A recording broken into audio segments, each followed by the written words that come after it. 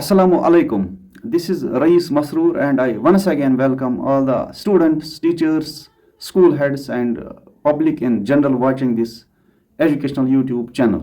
आज हम एक अहम मुद्दे पे बात करेंगे। एक अहम टॉपिक है जिसके मतलब काफ़ी बातचीत चल रही है और एडमिनिस्ट्रेशन की तरफ से बाज़ाब्ता तौर एक कैंपेन लॉन्च की गई है। आज हम बात करेंगे 3 न्यू क्रिमिनल लॉज जो इंट्रोड्यूस किए गए हैं इंडिया में और जिसकी अवेयरनेस के लिए स्कूल एजुकेशन डिपार्टमेंट ने बाज़ाब्ता तौर अहकामात जारी किए हैं तमाम स्कूल हेड्स, चाहे गवर्नमेंट स्कूल्स में हों या प्राइवेट स्कूल्स में हों, कि वो बच्चों को अवेयर करें, अवेयरनेस लॉन्च करें और एक मास अवेयरनेस कैंपेन चलाएं।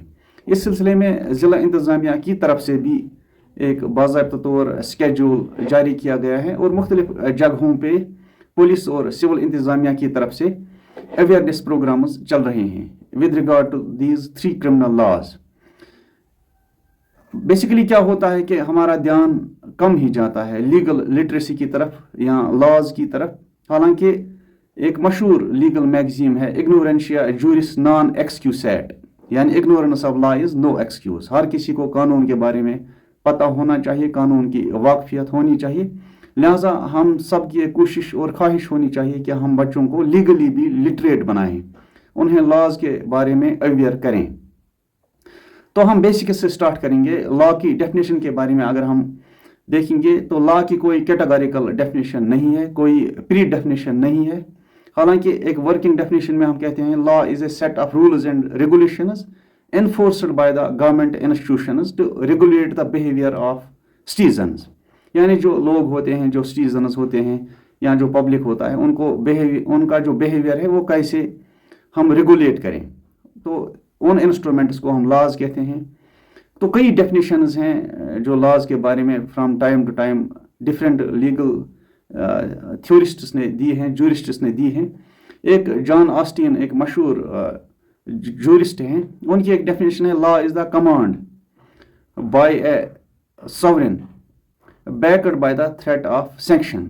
यानी अगर हम जो सॉवरेन होता है, जिसके पास इख्तियार आला होता है या जो इख्तियारी कुल होता है, जब वो कोई हुक्म देता है वो कानून होता है। अगर उसकी हुक्म अदूली होती है तो लोगों को डर होता है कि हमें सज़ा मिलेगी, हमें पनिशमेंट मिलेगी। तो जहाँ तक लॉज का ताल्लुक है, अगर हम इंडिया की बात करें तो यहाँ पे जो क्रिमिनल जस्टिस सिस्टम है उसको ओवरहॉल किया गया है with the introduction of 3 criminal laws. यानी जो ब्रिटिश दौर के यहाँ पे लॉज थे उनको तब्दील किया गया, उनको ख़त्म किया गया और a new set of criminal laws was introduced in India. तो मैं लॉ की बात कर रहा था। लॉ को अगर हम कैटेगराइज करेंगे या क्लासिफाई करेंगे तो 2 ब्रॉड कैटेगरीज में हम क्लासिफाई कर सकते हैं। एक होता है जिससे हम कहते हैं कॉमन लॉ या सिविल लॉ, दूसरा होता है उससे हम कहते हैं क्रिमिनल लॉ या पिनल लॉ। जो कॉमन लॉ होता है या जो सिविल लॉ होता है ये डील करता है प्रॉपर्टी के साथ, मैरिज के साथ, डाइवोर्स के साथ, एडॉप्शन ऑफ चाइल्ड या जितने भी सिविल मैटर्स होते हैं वो इस डोमेन में आते हैं, सिविल लॉ के डोमेन में आते हैं। जो दूसरी टाइप है उससे हम कहते हैं पिनल लॉ या जिससे हम कहते हैं क्रिमिनल लॉ। ये डील करता है जो क्रिमिनल एक्टिविटीज़ या डिफरेंट टाइप्स ऑफ क्राइम्स जो होते हैं, जैसे robbery, theft, murder, rape, extortion, जितनी भी क्रिमिनल एक्टिविटीज़ होती हैं उनको रेगुलेट करने के लिए या उनको पनिशमेंट देने के लिए जो परपेट्रेटर्स होते हैं तो वो इस डोमेन में आते हैं, पिनल लॉ के डोमेन में आते हैं या क्रिमिनल लॉ के डोमेन में आते हैं। तो यहाँ तक क्लियर है। उसके बाद जो 3 क्रिमिनल लॉज इंडिया में इंट्रोड्यूस किए गए हैं 1 जुलाई 2024। तो 3 जो हैं कैटेगरीज हैं क्रिमिनल मैटर्स की। तो पहली है उससे हम कहते हैं सबस्टेंटिव लॉ, दूसरा है उससे हम कहते हैं प्रोसीजरल लॉ और तीसरा है उससे हम कहते हैं एविडेंस लॉ। जो सबस्टेंटिव लॉ होता है उसके साथ जुड़ा है आईपीसी, इंडियन पेनल कोड, जो कि 1860 में बनाया गया था। उसके बाद जो मैंने कहा प्रोसीजरल लॉ, तो वो किस तरह ऑपरेट करता है थ्रू सीआरपीसी या क्रिमिनल प्रोसीजर कोड 1974। तीसरा है उससे हम कहते हैं एविडेंस लॉ। तो एविडेंस लॉ का जो सबसे बड़ा इंस्ट्रूमेंट था इंडिया में वो था इंडियन एविडेंस एक्ट 1874, जो सब्सटेंटिव लॉ होता है या जो इंडियन पेनल कोड था, ये डील करता था नेचर ऑफ क्रिमिनल एक्टिविटीज़, यानी जो क्रिमिनल एक्टिविटीज़ हैं इनका क्या नेचर है, इनको हम कैसे पनिश कर सकते हैं, जो लोग जुर्म करते हैं, किसी भी किस्म का क्राइम करते हैं, उनको हम कैसे पनिश कर सकते हैं। डिफरेंट पेनल प्रोविजंस मौजूद हैं आईपीसी में। जो प्रोसीजरल लॉ होता है या जो सीआरपीसी है वो हमें प्रोसीजरल एस्पेक्ट्स से इनलाइटन करता है with regard to criminal law, यानी किस तरह का प्रोसीजर हम अडॉप्ट करेंगे। तो ये भी ब्रिटिशर्स का बनाया हुआ था। तीसरा जो था इंडियन एविडेंस एक्ट 1872, इसमें nature and accessibility of evidence, यानी एविडेंस का नेचर क्या होगा, एविडेंस को कैसे रिकॉर्ड किया जाएगा और एविडेंस को कैसे प्रूव किया जाएगा in the court of law, कैसे प्रेजेंट किया जाएगा, एविडेंस को कैसे देखा जाएगा। दूसरा है सीपीसी 1908 जो कि सिविल मैटर्स के साथ डील करता है। उस तरफ अभी हम नहीं जाएंगे, अभी हमारा फोकस है introduction of 3 new criminal laws in India.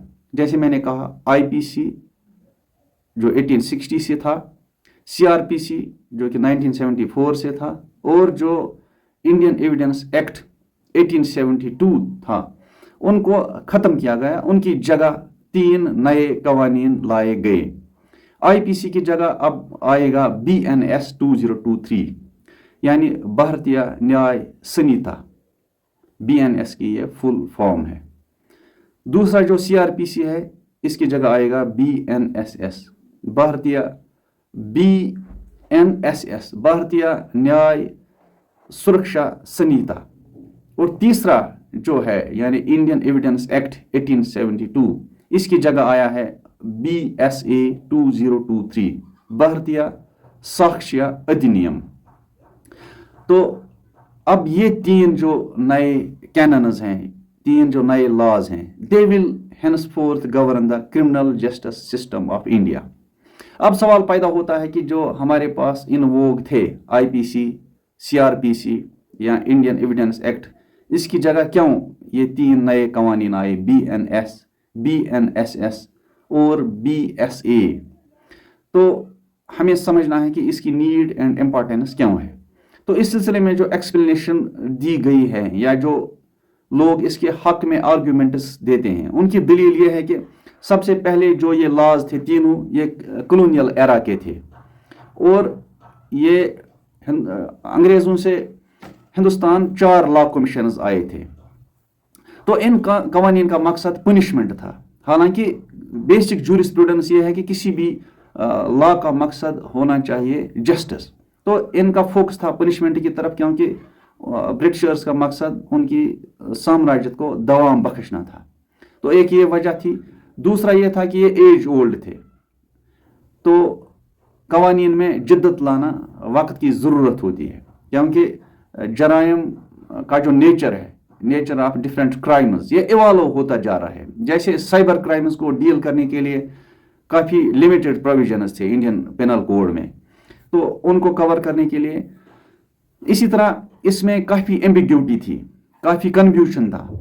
इसके अलावा ये जेंडर न्यूट्रल भी नहीं थे। तो जेंडर न्यूट्रलिटी को इंश्योर करने के लिए, कवानीन में जिद्दत लाने के लिए, एक कॉलोनियल मेंटेलिटी को ख़त्म करने के लिए और एक ऐसा कानून लाने के लिए जो कि रिफ्लेक्टिव ऑफ इंडियन सोसाइटी हो, यानी इंडियन सोसाइटी को वो अच्छी तरह रिफ्लेक्ट करता हो, इसलिए उनको ख़त्म किया गया, आईपीसी को, सीआरपीसी को और आईईसी को। इसकी जगह आया BNS, BNSS और BSA, ये 3 कवानीन।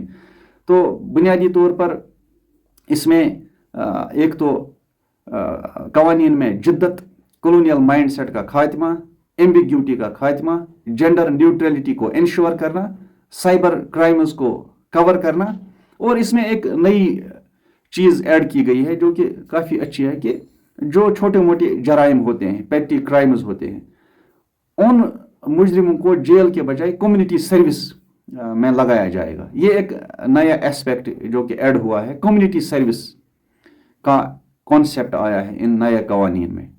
तो दूसरी वीडियो में हम आगे डिस्कशन करेंगे एक एक करके कि कौन कौन से सेक्शंस आईपीसी के ख़त्म हुए, कौन से नए सेक्शंस ऐड हुए, इसी तरह सीआरपीसी में कौन से नए सेक्शंस ऐड हुए, कौन से मॉडिफाई हुए, कौन से ख़त्म हुए।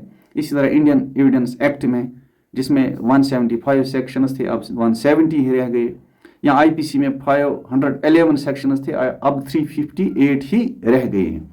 तो उसमें हम एक डिटेल्ड डिस्कशन करेंगे उनकी बेसिक डिफरेंस क्या है आईपीसी की, सीआरपीसी की और आईईसी की, जब हम कंपेयर करेंगे, कॉन्ट्रास्ट करेंगे बीएनएस, बीएनएसएस और बीएसए के साथ। तो रिक्वेस्ट ये है कि ये वीडियो तमाम स्टूडेंट्स तक पहुंचाएं, पब्लिक इन जनरल तक पहुंचाएं, ताकि एक लीगल लिटरेसी की जो कैंपेन चल रही है स्कूल एजुकेशन डिपार्टमेंट की तरफ से या एडमिनिस्ट्रेशन की तरफ से, उसका फ़ायदा हमारे बच्चों तक पहुंचाया जा सके। Thank you for watching, thank you very much.